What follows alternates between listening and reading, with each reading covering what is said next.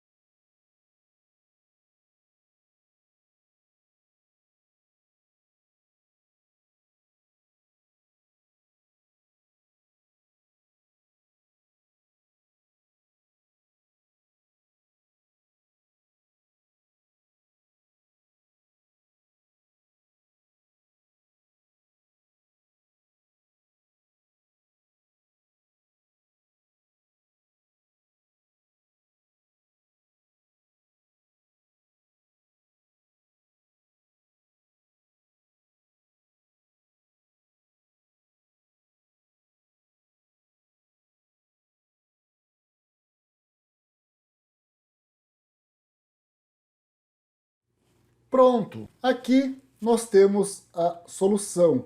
Você deve ter acertado, ou seja, você deve ter a mesma conclusão com relação à venda dos veículos no último gráfico. Em todos os outros, você pode ter errado algum. É provável que você tenha errado no primeiro gráfico, que era o gráfico de setor.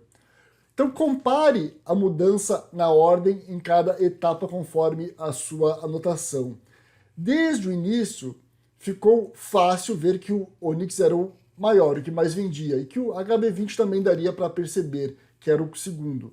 Mas já para os demais, a situação complicava um pouco. No segundo gráfico, com áreas, ainda era bem difícil distinguir os menores. No terceiro, com barras, ficou bem mais fácil, embora ainda poderia restar dúvidas entre Polo e HB20. No quarto, temos barras com uma escala, tecnicamente chamado de posição com uma escala comum. Neste não há como errar, é o que a gente está vendo aqui na parte de baixo da nossa tela. Quando produzimos dados para uma visualização, queremos que o usuário perceba a informação em relação aos dados em si ou em relação a uma escala. Então a gente pode usar várias técnicas para criar essa percepção. Posição em uma escala comum, comprimentos, ângulos, áreas, saturação de cores, entre outras técnicas. Então, por exemplo, um gráfico de barras usa posição em relação a uma escala. Um gráfico de setor tem a percepção através de ângulos. Existem diversos estudos, e você vai encontrar nas nossas referências bibliográficas, que mostram que a percepção é melhor quando usamos uma posição em uma escala comum do que, por exemplo, o uso de ângulos. Por isso, os experts na área de visualização são unânimes em não recomendar o uso de gráficos de setores, que são os conhecidos gráficos de pizza, que devem ser substituídos, por exemplo, por gráficos de barras. Porém, claro que nada substitui um gráfico de setor para comparar partes de um todo, quando a precisão da informação não é muito importante. Este teste, então, serviu para você perceber isso na prática e considerar os aspectos de capacidade de percepção do cérebro humano quando você for construir seus próprios dashboards. Então você deve ter isso em mente, você deve considerar isso.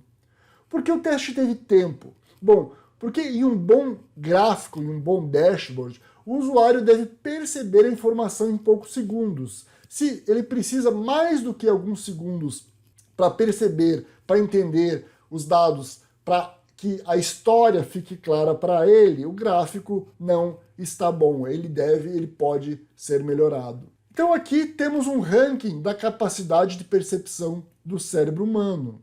Então primeiro, posição em uma escala comum, como o exemplo do gráfico de barras que vimos por último. Posição em uma escala não alinhada. Terceiro, comprimento, direção e ângulo. Quarto, área. Quinto, volume e curvatura. E sexto, sombreamento e saturação. Então, a capacidade de percepção de uma pessoa ela é melhor usando as primeiras técnicas desta lista e é pior usando as últimas técnicas.